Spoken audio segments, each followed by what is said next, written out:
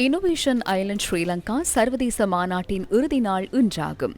இலங்கையை உலகளாவிய புத்தாக்க மையமாக மாற்றும் நோக்கில் இந்த சர்வதேச மாநாடு ஏற்பாடு செய்யப்பட்டுள்ளது.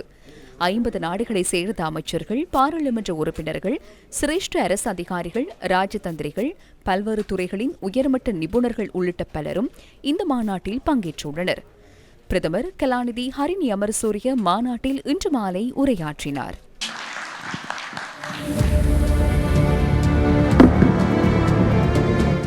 Today, we are looking at the past. கடந்த காலம் தொடர்பில் சிந்தித்தே எதிர்காலம் தொடர்பில் நாம் கவனம் செலுத்த வேண்டும். எமது பழைய தலைவர்கள் தொடர்பில் எமக்கு நன்கு தெரியும். எமது நாட்டின் கடந்த காலம் தொடர்பில் பெருமையுடன் பேசுகின்றோம். தற்போது நாம் எதிர்காலம் தொடர்பிலும் சிறந்த முறையில் சிந்திக்க வேண்டும். அது தொடர்பான கருத்தாடலில் புத்தாக்கங்கள் முக்கியத்துவம் பெறுகின்றன. புத்தாக்கம் தொடர்பில் சிந்திக்கும் போது அதில் சில ஆபத்துகளும் இருக்கலாம். அனைவரும் புத்தாக்கங்களை மேற்கொள்வதற்கு முயற்சி செய்யலாம். அது இலகுவான விடயமும் அல்ல. புத்தாக்கங்கள் மூலம் நாம் எதிர்காலத்தை வடிவமைக்க வேண்டும். அதனை நாம் கட்டாயமாக செய்ய வேண்டும். விஞ்ஞானம் மற்றும் தொழில்நுட்பத்தை மாத்திரம் சிந்தித்து நாம் புத்தாக்கங்களை உருவாக்க முடியாது. எமது புதிய சிந்தனைகள் அதில் தாக்கம் செலுத்துகின்றன. தேசம் என்ற வகையில் எமக்கு ஓர் அடையாளம் இருக்கின்றது. அதேபோன்று காலம் கடந்த சட்டத்திட்டங்கள் பலவும் இருக்கின்றன. இந்த சூழ்நிலையில் அபிவிருத்தி மற்றும் புத்தாக்கம் என்ற கொள்கையுடன் நாம் மோத வேண்டும்.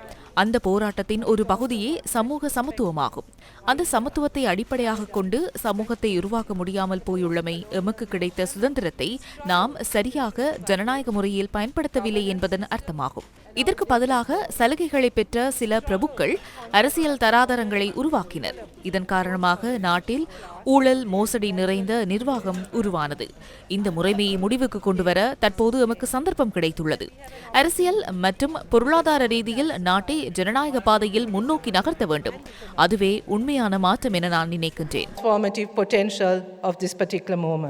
வெளிவிவகாரம், வெளிநாட்டு தொழில் வாய்ப்பு, சுற்றுலாத்துறை அமைச்சர் விஜித ஹேரத்தும் மாநாட்டில் உரையாற்றினார். புத்தாக்கம் மூலம் இடம்பெறுவது என்ன, புதிய ஆய்வுகள் மற்றும் அபிவிருத்தி இலக்கினை எவ்வாறு அடைவது என்ற கருப்பொருளே இதில் உள்வாங்கப்பட்டுள்ளது. ஆய்வு மற்றும் அபிவிருத்திக்காக முதலீடு செய்வதன் மூலம் எமக்கு கிடைக்கும் நன்மை என்னவென்று சிலர் கேட்கின்றனர். இதற்கு தெளிவாக ஒரு விடயத்தை நான் கூற வேண்டும். முதலில் போதிய அறிவை பெற்றுக்கொள்ள வேண்டும். உண்மையாக வளங்களை பயன்படுத்தி நாம் செயற்திறனாக எவ்வாறு பணத்தை ஈட்டிக் கொள்வது என்பதே இலங்கை போன்ற நாடுகளுக்குள்ள பாரிய சவாலாகும். அதே போன்று பூகோள சந்தையில் உற்பத்திகளை எவ்வாறு விற்பனை செய்வது என்பதும் இங்குள்ள மற்றொரு விடயமாகும். புலமை சொத்தை சரியாக பயன்படுத்த வேண்டும். அதனை உருவாக்குவதும் அரசாங்கத்தின் பொறுப்பாகும். புத்தாக்கங்களூடாக பணத்தை உழைப்பதற்கு புலமை சொத்து தொடர்பான விடயமும் முக்கிய பிரிவாகவே அமைந்துள்ளது. எமது அரசாங்கம் கொள்கை ரீதியில் பல்வேறு திறமைகளை கொண்ட பிரிவினருக்கு முன்னுரிமை வழங்கி புதிய படைப்புகளை அடுத்த கட்டத்துக்கு கொண்டு செல்வதற்கு முயல்கின்றது. இந்த பெறுமதியான சொத்துக்களை உரிய முறையில் பயன்படுத்துவதற்கான திட்டம் ஒன்றை அரசாங்கம் முன்னெடுக்க உள்ளது. அதேபோன்று புத்தாக்க கொள்ளளவை அதிகரிப்பதற்கும் வெளிநாட்டவர்களின் அறிவை அதன் பொருட்டு பெறுவதற்கும் நாம் எதிர்பார்க்கின்றோம். இன்னோவேஷன் ஐலண்ட் ஸ்ரீலங்கா சர்வதேச மாநாட்டில் இன்றைய நாள் முழுவதும் புத்தாக்கம் தொடர்பான பல்வேறு துறைகள் தொடர்பில் கலந்துரையாடல்கள் நடைபெற்றன. இந்த மாநாட்டில் பாராளுமன்ற உறுப்பினர் கலாநிதி ஹர்ஷடி சில்வாவும் பங்கேற்றார். எமது தனித்துவமான மூலோபாய இருப்பிடம் எமக்கு பல்வேறு வாய்ப்புகளை வழங்குகின்றது. கடலோர சுற்றுலாவில் ஆரம்பிப்பது சிறப்பான பயணமாக அமையும். அருகம்பை, அகங்கம உள்ளிட்ட சுற்றுலா தலங்கள் தொடர்பில் உங்களுக்கு தெரியும். மிரிசா அல்லது கட்பெட்டிக்கு உங்களால் செல்ல முடியும். நூற்றுக்கணக்கான டொல்பின்களை உங்களால் காண முடியும். அது ஒரு அற்புதமான இடம். எம்மிடம் பல சுற்றுலாசார் இடங்கள் இருக்கின்றன. பரபரப்பான கடற்பாதையின் 50 கடல் மைல் தொலைவில் நீங்கள் இருக்கின்றீர்கள். துறைமுக செயற்பாடுகள், கடல்சார் செயற்பாடுகள் உள்ளிட்ட அனைத்தையும் நாம் சரியாக பயன்படுத்தும் பட்சத்தில் நாம் சிறந்த நன்மைகளை பெற முடியும். மாநாட்டில் பங்கேற்ற நிதி திட்டமிடல் பிரதியமைச்சர் கலாநிதி ஹர்ஷன சூரிய பெரும மற்றும் ஒப்சர்வர் ஆய்வு மன்றத்தின் தலைவர் சமீர் சரண் ஆகியோர் கலந்துரையாடலில் பங்கேற்றனர்.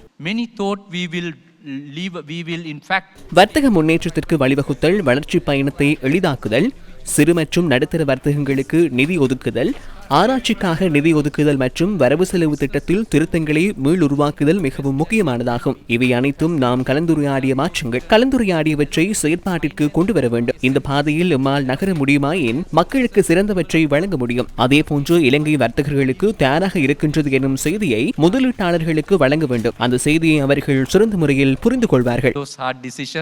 obviously in consultation with the stakeholders. Thank you. முன்னாள் நட்சத்திர கிரிக்கெட் வீரர்களான முத்தையா முரளிதரன், அரவிந்த் டி சில்வா ஆகியோரும் இன்று பிற்பகல் சிறப்பு கலந்துரையாடலில் பங்கேற்றனர். See, when we go into a play a match, நாங்கள் கிரிக்கெட் போட்டியில் விளையாடும் போது மக்கள் வந்து பார்த்து மகிழ்ச்சி அடைவர். கட்டணம் செலுத்தியே அதனை செய்கின்றனர். அவர்கள் அவ்வாறு செய்யாவிட்டால் கிரிக்கெட் வீரர்களுக்கு கொடுப்பனவு கிடைக்காது. அவர்கள் தொடர்ந்து எம்மை சிறந்த நிலைக்கு கொண்டு வர உதவுகிறார்கள்.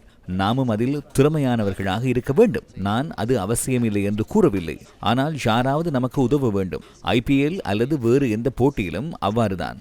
மறுபுறம் அந்த மக்களுக்கு எம்மிடம் இருந்து உதவி தேவைப்படும் போது எம்மால் முடிந்த எந்த வகையில் உதவிகளை செய்ய வேண்டும். அதனையே நான் நம்புகிறேன். that's what I always think. When you talk about innovation, this நீங்கள் புதுமை பற்றி பேசுகிறீர்கள் என்றால் இந்த மாநாடு அவற்றிலொன்று. இது நம் நாட்டிற்குள் இருக்கும் புதுமைகளையும் சிறப்பு திறமைகளையும் எடுத்து காட்டுகிறது. எங்களிடம் மிகச்சிறந்த வீரர்கள் சிலர் இருந்தனர்.